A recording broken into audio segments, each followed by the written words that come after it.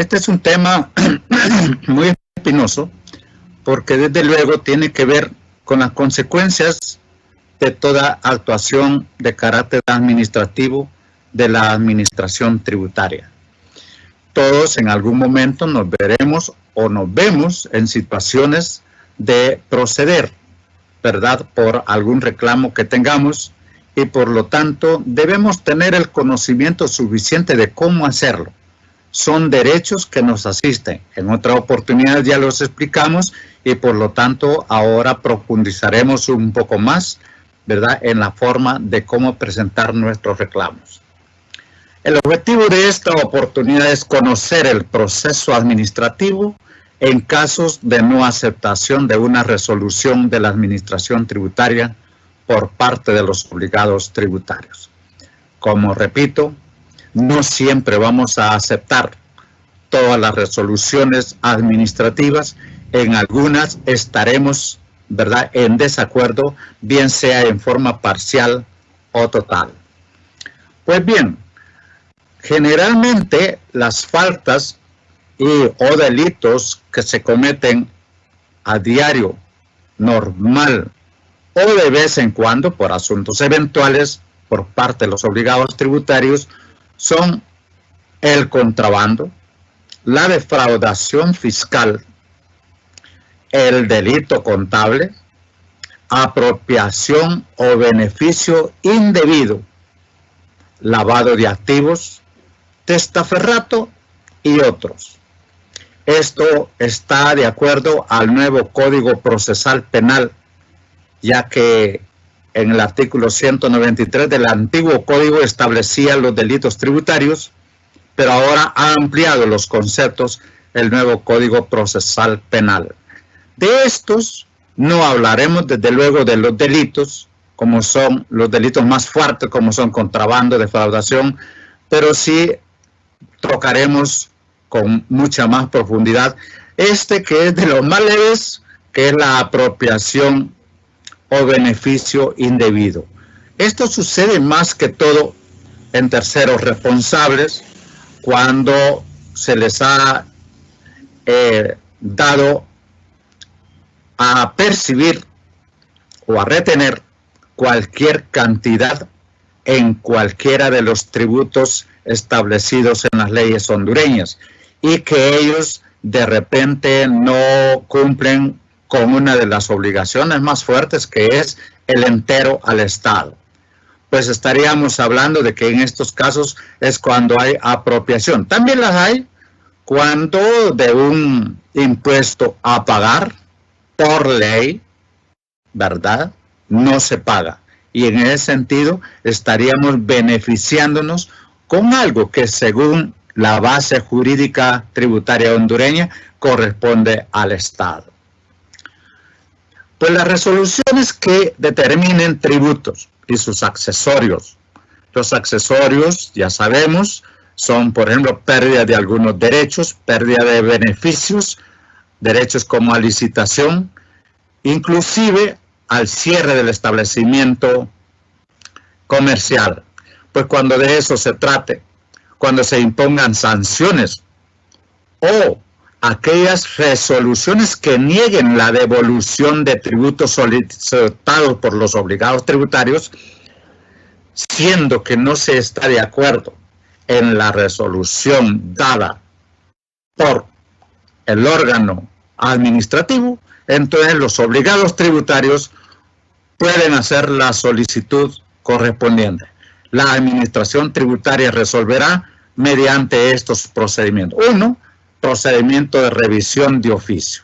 Eso es cuando cuenta con, ya lo he oportunidades, cuando cuenta con los documentos y en las oficinas de la misma administración tributaria y muchas veces de oficio, ¿verdad?, se corrigen aquellos errores por documentos omitidos en el momento de su determinación o por algún error de carácter, podemos decir incluso aritmético, o por falta de información. Si es así, no se tiene necesidad de ir, digamos, al debido proceso, sino que se resuelve en la misma administración tributaria y de oficio. sin necesidad de muchas veces de una solicitud. Pero están los procedimientos a través de recursos administrativos, que aquí de esto es lo que vamos a hablar hoy. Sucede cuando el obligado no está de acuerdo, está totalmente en desacuerdo o parcialmente en contra de una obligación establecida y por lo tanto presenta un recurso administrativo. Dice el artículo 167 del Código Tributario que cuando hay acusación por beneficio indebido, que es de los más leves, como ya dijimos, ¿verdad? Antes, es cuando se van a presentar este tipo de actuaciones, salvo ese cuando antes el Ministerio Público presente requerimiento. ¿Por qué?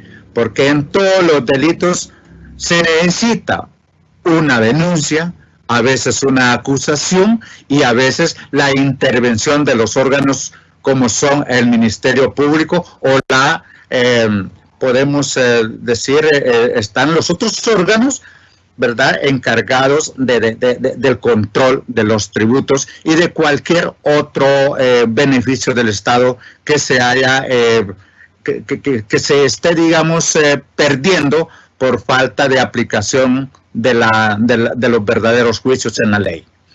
La autoridad fiscal dice no puede negarse a recibir el pago, debiendo procederse al cierre administrativo o aplicar el criterio de oportunidad con el consecuente archivo administrativo. Esto significa de que si hay una acusación por beneficio indebido y antes de empezar el proceso, el obligado tributario se ofrece al pago, pues aquí le está ordenando el Código Tributario a la administración, ¿verdad?, que no se debe negar a recibir ese pago. Y entonces va a declarar el caso, como dice aquel famoso programa, caso cerrado. ¿Por qué? Porque se está aplicando ese concepto de cierre administrativo o el criterio de oportunidad, o sea que oportunamente ha pagado el obligado tributario y por lo consecuente se hace, digamos, el dictamen correspondiente y caso cerrado. Ahora bien, en igual circunstancia, se debe cesar la persecución penal cuando se pague antes de la audiencia preliminar.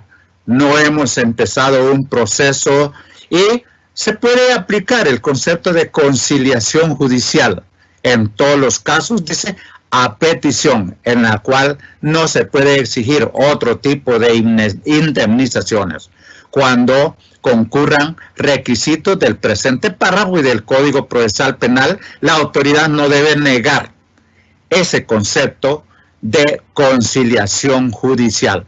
Hubo conciliación, por lo tanto, se pagó como se pagó previo al inicio del proceso, entonces no pasa a más.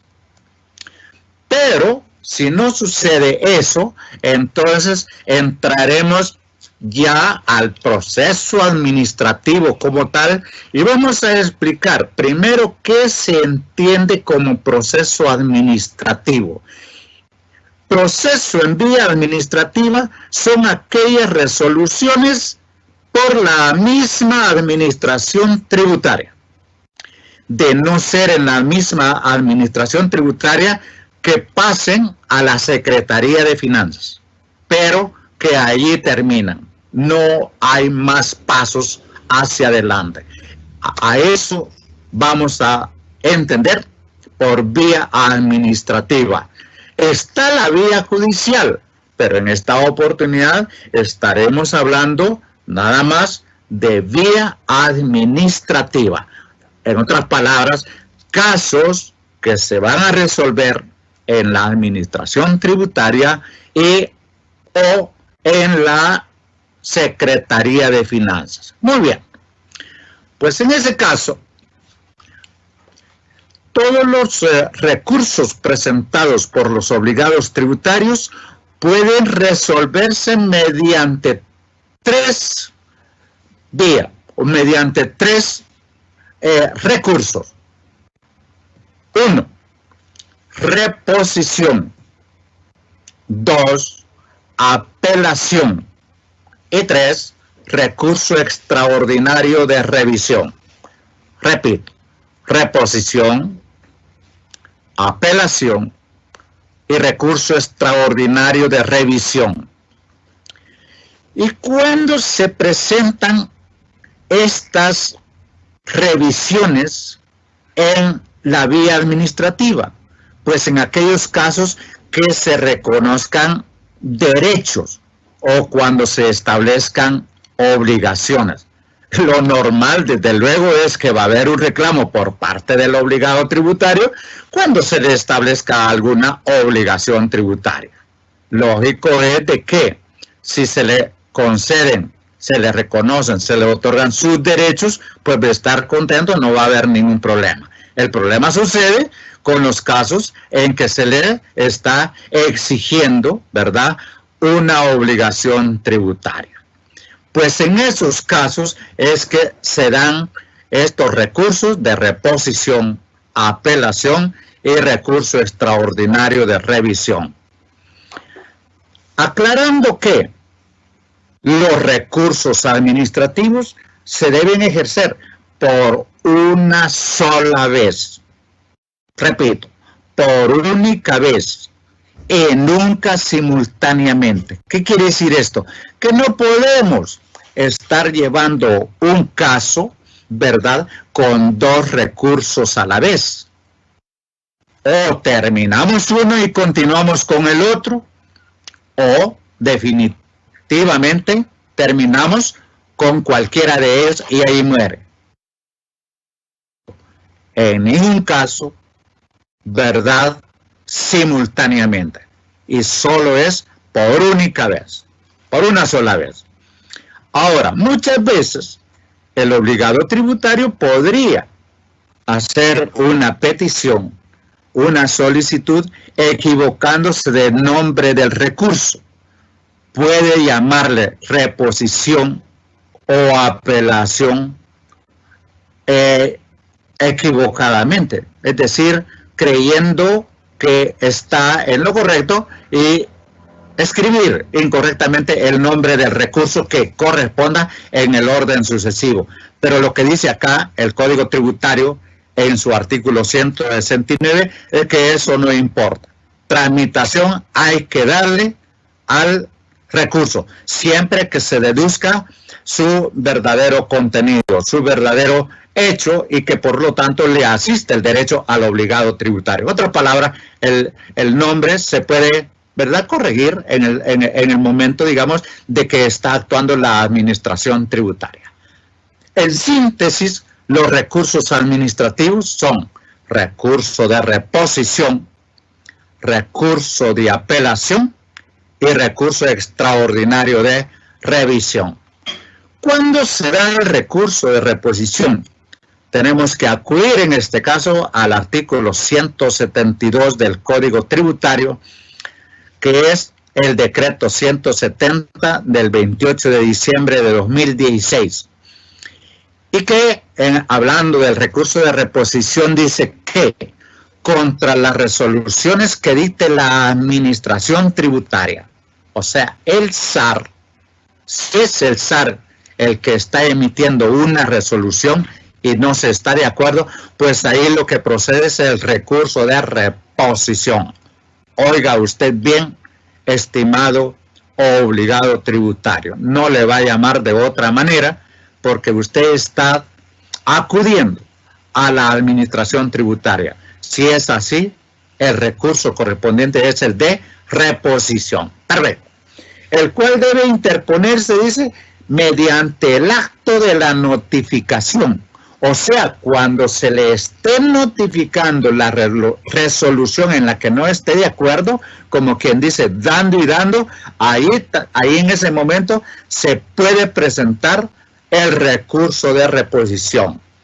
Pero de no ser así, están los 15 días hábiles siguientes a la fecha de la notificación para que usted interponga su recurso de reposición. Grábese dos cosas. Uno, lo puede hacer en el momento de la notificación o tendrá 15 días, pero son 15 días hábiles. Los 15 días hábiles siguientes contados a partir del día siguiente en que se le está notificando la resolución. En ese sentido, cuando se interpone el recurso de reposición, se suspende la ejecución del acto administrativo impugnado. ¿Qué es suspender la ejecución del acto administrativo impugnado? Pues como hay una resolución en la que dice que tal vez se le establece una obligación tributaria, pongamos de un pago de 1 millón, pues se suspende la ejecución de esa resolución, no la vamos a ejecutar, mucho menos el cobro. ¿Por qué? Porque el caso estaría impugnado mediante el recurso de reposición. Entonces, se suspende la ejecución del acto administrativo impugnado hasta que la resolución del recurso adquiera el carácter de firme. Cuando ya está la resolución mediante el recurso de reposición, pues es ahí que va a adquirir el carácter de firme, si estuviese de acuerdo el obligado tributario. Pero si no es así, se procedería a lo siguiente. Por eso dice acá, si el recurso no afecta la totalidad de la deuda tributaria o aduanera, porque hay muchos casos de aduana, como dije antes, la suspensión aplica solo a la parte recurrida. Que el problema era con 1 millón. Se le notifica que de acuerdo a la actuación administrativa, ¿verdad?, usted ha salido obligado tributario con un ajuste de 1 millón, por ejemplo. Pero dice usted, en estos 500,000 estoy de acuerdo, pero estos otros no sé de dónde han salido y por lo tanto sobre esto voy a presentar un recurso. Correcto, está en su derecho y por lo tanto dice acá que la suspensión del cobro de la ejecución, ¿verdad?, va a ser sobre la parte recurrida, porque la parte que usted está aceptando, en este caso que dije 500,000, esa, bienvenido el pago, pero de esa otra parte suspendemos hasta que se resuelva el asunto. Perfecto.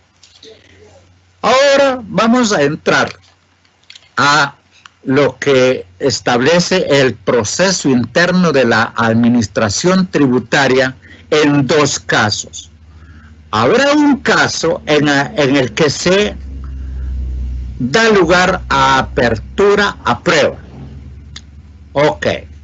Y habrá otro caso en el cual no habrá necesidad de apertura a prueba.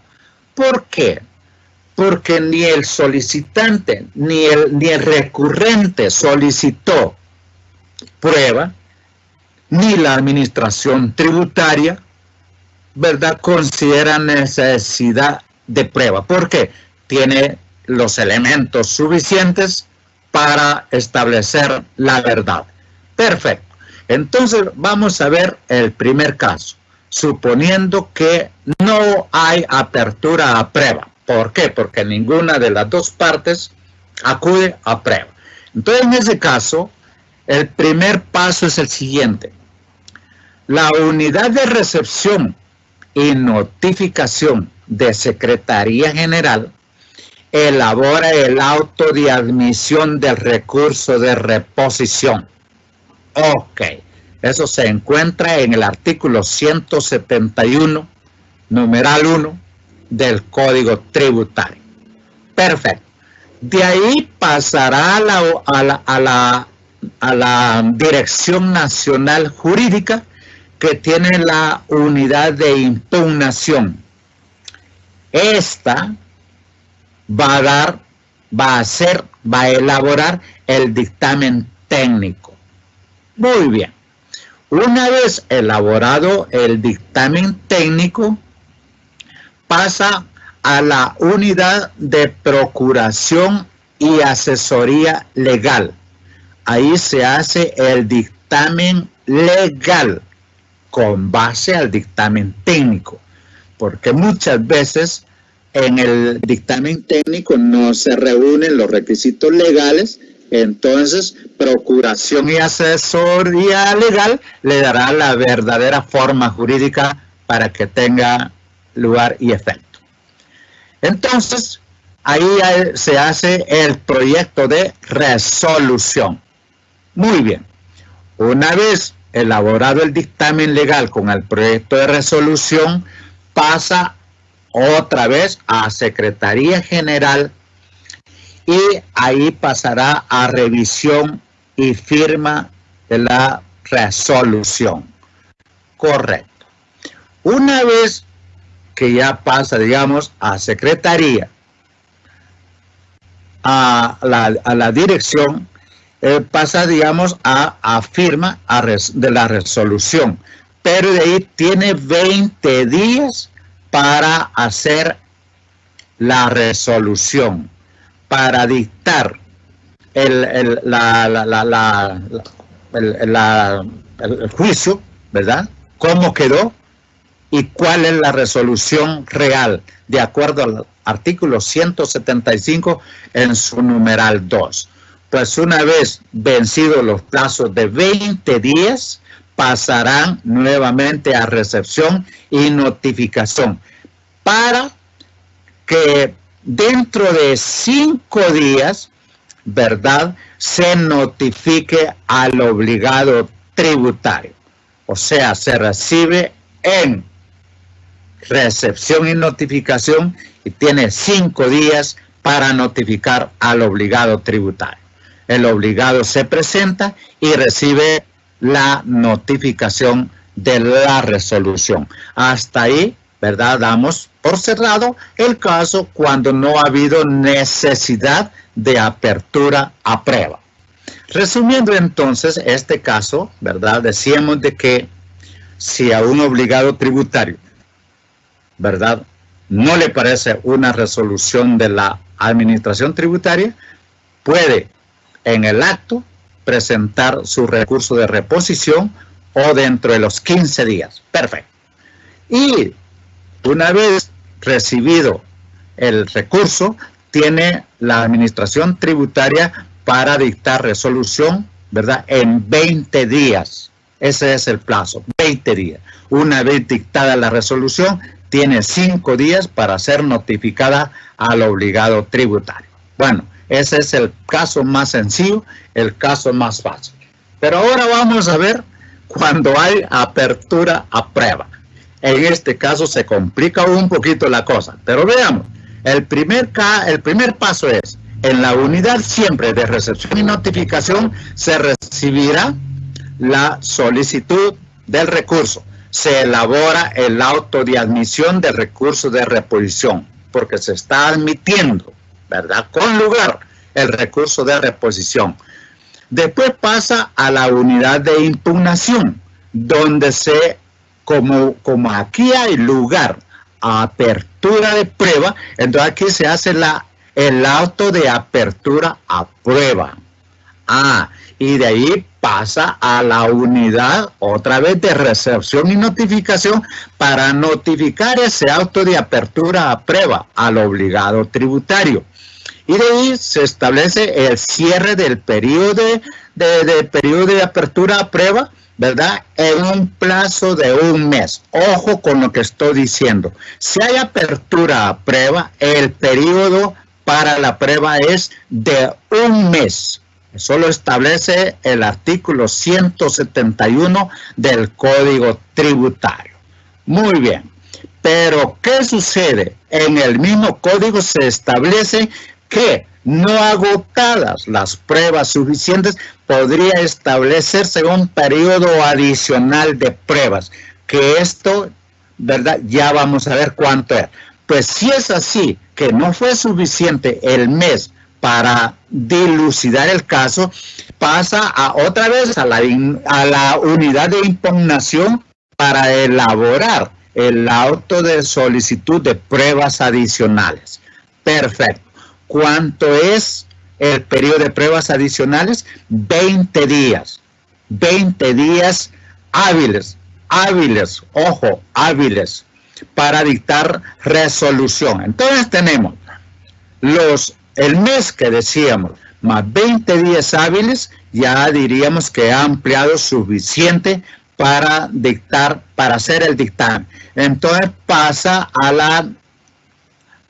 se notifica el auto de solicitud de pruebas adicionales. Y pruebas adicionales se cierra, ¿verdad?, una vez agotados los 20 días. Pero en esos 20 días se harán, digamos, las investigaciones del caso, ¿verdad? Se solicitarán los documentos, se evacuarán todas las dudas para quedar claro en el asunto. 20 días adicionales. Entonces, repito, cuando hay lugar a periodo de pruebas, ¿verdad?, se elabora el acto de admisión del recurso, se pasa a impugnación, ahí se hace apertura a prueba, se notifica al obligado, se tiene un mes, después vienen 20 días adicionales y durante el transcurso de estos 20 días adicionales se establecerá la verdad. Caso contrario, que no, pues de todas maneras ahí se cierra y pasa a la unidad de impugnación. Ahí a que se elabore el dictamen técnico con lo que logró establecerse. Después pasa a la unidad de procuración y asesoría legal para elaborar el dictamen legal. Esto ya es la Dirección Nacional Jurídica. Ahí se le da el toque final, el proyecto de resolución. Tiene 20 días plazo para hacer la resolución, la unidad de procuración y asesoría legal. Después pasa a Secretaría General y a la dirección, ¿para qué? Para revisión y firma de la resolución. Una vez firmado, pasa ahora a la unidad de recepción y notificación para notificar al obligado tributario la resolución. En el paso 10 se hace presente el obligado tributario y recibe la resolución, bien sea a favor o en contra. Como ven ustedes, en este caso, la novedad es que hubo lugar a periodo de prueba, que era para un mes. En caso de necesitarse más tiempo, un periodo adicional de 20 días y una vez cerrados esos 20 días, se tienen 20 días para la elaboración de la resolución y después de los 20 días, 5 días tiene la Administración Tributaria para notificar al obligado para que se presente a recibir su resolución. Muy bien, con esto hemos dado como por terminado que es el recurso de reposición. Repito, fue el recurso disuelto o resuelto en la Administración Tributaria. Estamos hablando de el SAR. Ahora bien, supongamos que no está de acuerdo el obligado tributario.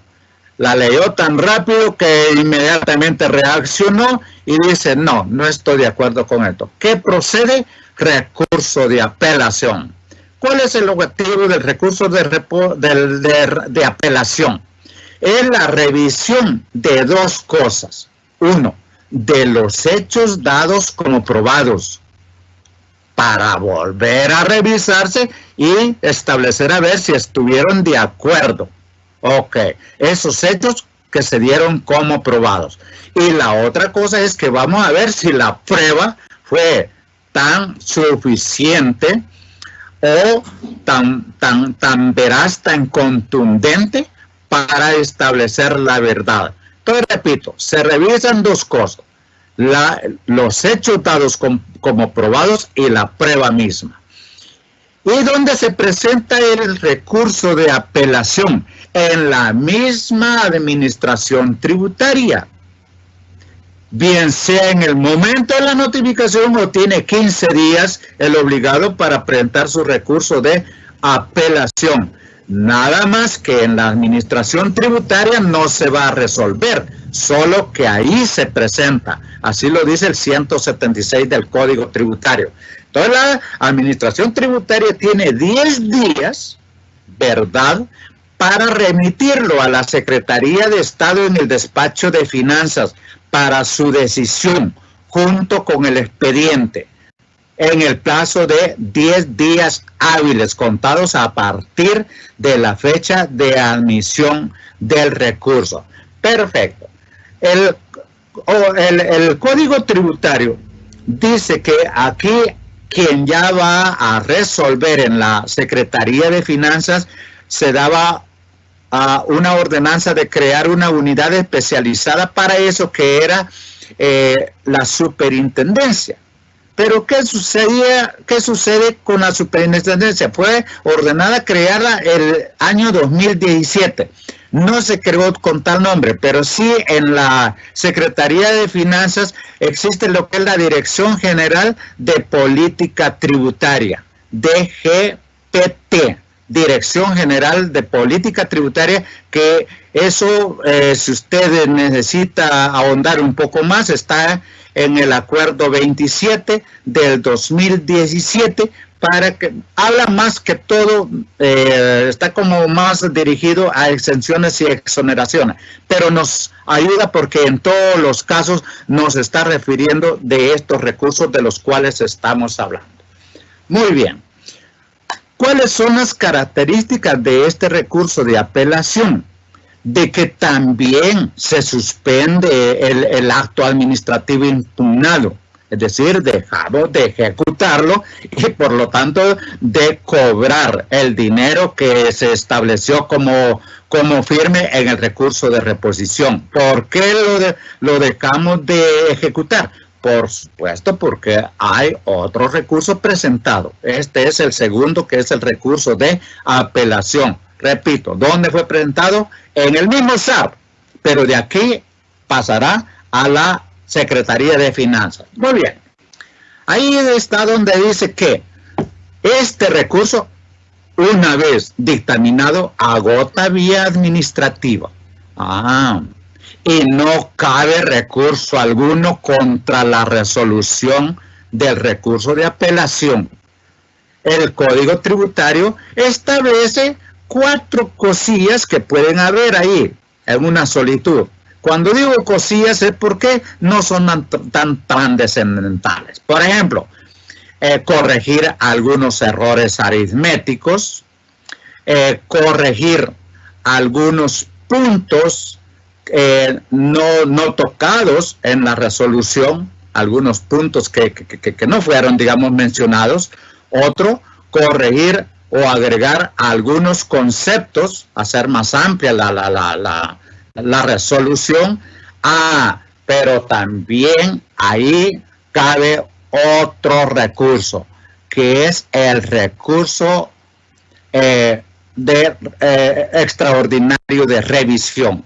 Entonces, repito, en este solo caben una solitud para corregir algunos errores aritméticos, para ampliar algunos puntos no tocados, para hacer algunas aclaraciones de conceptos dudosos o para proceder con el recurso de revisión extraordinario. Entonces, durante el plazo que medie entre la interposición del recurso de reposición hasta que se quede firme la sentencia o el acto, hasta entonces se suspenderá, ¿verdad?, la ejecución del acto impugnado. Ahora bien, ¿qué resulta cuando, por ejemplo, la Secretaría de Finanzas en su resolución mantiene firme, ¿verdad?, el caso impugnado? Suponiendo que el millón de lempiras que dije que se venía, ¿verdad?, impugnando, primero en la administración tributaria y luego en la Secretaría de Finanzas, y si ahí se da sentencia de firme, entonces se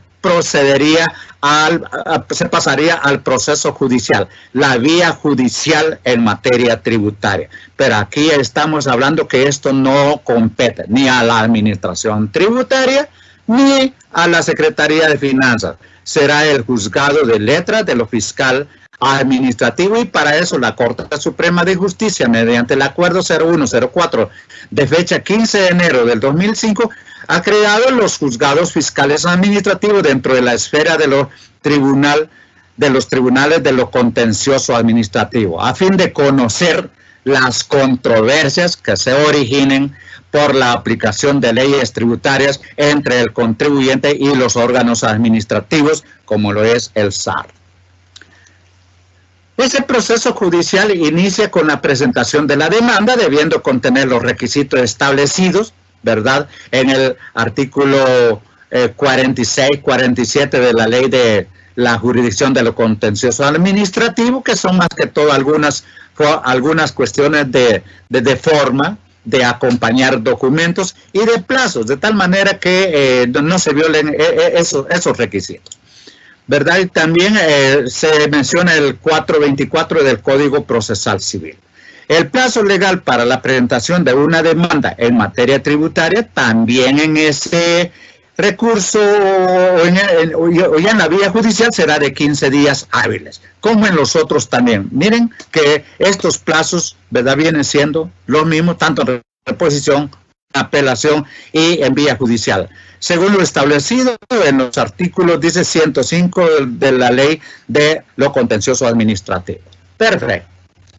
El marco legal. El procedimiento judicial se encuentra enmarcado completamente en el título 4 de la Ley de la Jurisdicción de lo Contencioso Administrativo. En su artículo 42 establece que el requisito es indispensable para admitir la demanda el haber agotado la vía administrativa. En otras palabras, no tendría lugar en vía judicial si no ha agotado los dos recursos que ya hablamos anteriormente, que son el de reposición y el de apelación.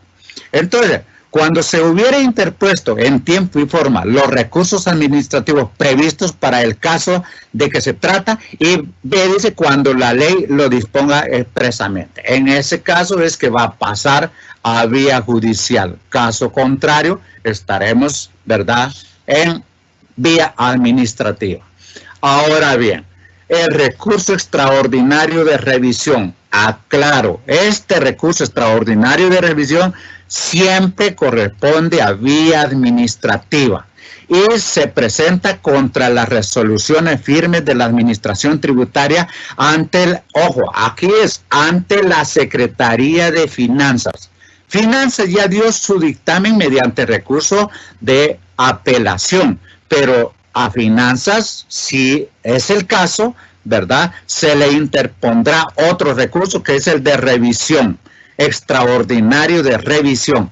Y para esto hay 2 años para interponerlo. ¿Y por qué tan amplio ese periodo? Vamos a ver que el caso va a ser un caso especial, porque en los demás casos, ¿verdad?, será dentro de los 2 meses siguientes a la notificación del recurso de apelación. Repito, hay 2 casos.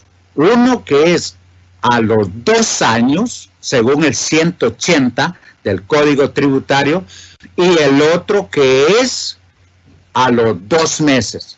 ¿Y por qué esto? Ya vamos a ver cuál es la diferencia. Pero enfatizando, esto ya no es en la Administración Tributaria, sino que es en Secretaría de Finanzas. Vamos a ver cuáles son las causas para el recurso extraordinario de revisión. Y es aquí donde va a dar lugar a los 2 años de plazo o a los 2 meses. Veamos, habrá un caso en que el acto se hubiese dictado con evidente y manifiesto error de hecho. Y el Código Tributario dice que cuando es el caso, cuando hay un error de hecho, afecta todo el fondo del caso, del asunto. Y en ese caso, ese error de hecho y con sus efectos en el fondo del asunto impugnado es el que da lugar a los 2 años. Tiene 2 años y en esos 2 años se descubre del gran error que hubo, que afectó el fondo del asunto y por lo tanto tiene el derecho, el obligado tributario, a recurrir con el recurso extraordinario de revisión. Pero están estos otros casos que quiero que se los grabe bien en la mente usted para que vea que en 2 meses subsiguientes puede interponer el recurso de revisión extraordinaria. ¿Y cuál es esa? 1. Cuando han habido documentos decisivos, pero que en el momento de la resolución se desconocían. Nadie sabía de esos documentos que eran, podemos decir, fuertes, poderosos, ¿verdad? Mediante los cuales sí se pudo establecer la resolución verdadera y definitiva, pero se desconocían o aparecieron hasta después. Ese es un caso. El otro caso es de que, sí es cierto, se dictó con base a un documento, pero que ese documento se desconocía en el momento que era falso o que por sentencia judicial firme se le dictó como falso después. Si es así, tenemos estos 2 casos. Uno, que se desconocían los verdaderos documentos que establecían la verdad. Y el otro es que se dio con base a un documento que era falso. Vaya, pues en ambos casos, pues sí, no hay lugar a la verdad. Y el otro caso es de que los testigos fueron condenados en sentencia judicial firme por falso testimonio. Si fue el caso que hubo falso testimonio por parte de los testigos y estos han sido enjuiciados y se les ha incriminado, por lo tanto se tiene derecho al recurso extraordinario de revisión. Y tenemos el último, que es cuando hay prevaricación, o sea, la mala intención desde antes, ¿verdad? De hacerlo en contra de la verdad para perjudicar a alguien, con cohecho o con violencia o cualquier otra maquinación que lleve mala fe o prevaricación. Repito, entonces, en estos 4 que existan, ¿verdad? Documentos, pero que fueron descubiertos hasta después, los otros que se hizo con base a un documento falso, la otra que el testigo fue falso su testimonio y la otra que ya era prevaricado, ¿verdad? Desde antes, en esos casos que se tiene derecho a los 2 meses de plazo para interponer el recurso extraordinario de revisión. Y aquel otro que dijimos que fue con evidente error de hecho y que llevó a trastocar erróneamente el fondo del asunto, ese sí tiene lugar a los 2 años para interponer el recurso. ¿Cuáles podrían ser los efectos del recurso extraordinario de revisión? Bueno, pues si se establece que todo lo que está diciendo el recurrente es verdad, pues sí, como dice acá en este artículo 181 del Código Tributario, si se estimase procedente el recurso extraordinario de revisión, pues sí, ni modo, se debe declarar nulidad total o parcial de la resolución impugnada. Y de cuando dice total o parcial, porque puede ser que todo esté afectado, ¿ah? O parcialmente el asunto. Y en ese caso, ¿qué se haría? Pues mandar a que se practiquen de oficio las actuaciones que procedan a corregir el asunto mediante el recurso extraordinario de revisión. Pero lo primero es declarar nulidad del acto impugnado y que había resuelto, ¿verdad?, el recurso de apelación en finanzas. Ok. ¿Cuál es el plazo de resolución del recurso extraordinario de revisión? 30 días. Ok. Miren, 30 días. Mientras aquellos otros eran de 20 días, este es de 30 días. Por eso dice acá, en el 182 del Código Tributario, la Secretaría de Estado en el despacho de Finanzas debe dictar resolución dentro del recurso extraordinario de revisión dentro de los 30 días hábiles siguientes a su interposición. Es un placer, estimados obligados tributarios, que están tomando este seminario, que lo considero muy productivo para que usted aprenda cositas que no sabía antes, o que si las conocía, pues las puede recordar o profundizar en ellas.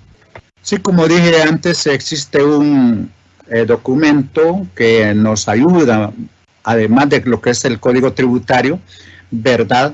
Y también está en la Ley de Procedimiento Administrativo en su artículo del 140 en adelante, pero también está ese acuerdo 27 del 2017, que si bien es cierto, más se refiere a reglamentar las exenciones y exoneraciones, pero profundiza en cada caso, digamos, estos recursos de vía administrativa. Como el caso de nosotros o nuestros participantes en este seminario, muy pocos serán abogados, por eso es que surgen estas preguntas, porque son para más que todo para leguleios. En este caso me refiero a doctores en Derecho, ¿verdad? Licenciados en Ciencias Jurídicas y Sociales, y por eso muchas veces, pero leyendo, ¿verdad? Si somos acuciosos, las leyes están hechas claramente, tienen una terminología al inicio de cada ley, para que nosotros en esta terminología nos basemos y aprendamos no a interpretar, porque interpretar solo el Congreso, pero a saber qué es lo que quiere decir. Si nosotros nos hacemos, ¿verdad?, lectores de estas leyes, si consultamos a nuestros colegas, ¿verdad?, si participamos en estos seminarios como lo están haciendo ustedes, por lo cual muchas veces los he felicitado, pues seguiremos adelante. Y al final no es lo mismo usted como entró a como cuando va a salir. Su cerebro va lleno de conocimiento, y en ese sentido todos estos son oro para usted, valen mucho. Entonces, felicitaciones por eso y sigamos adelante.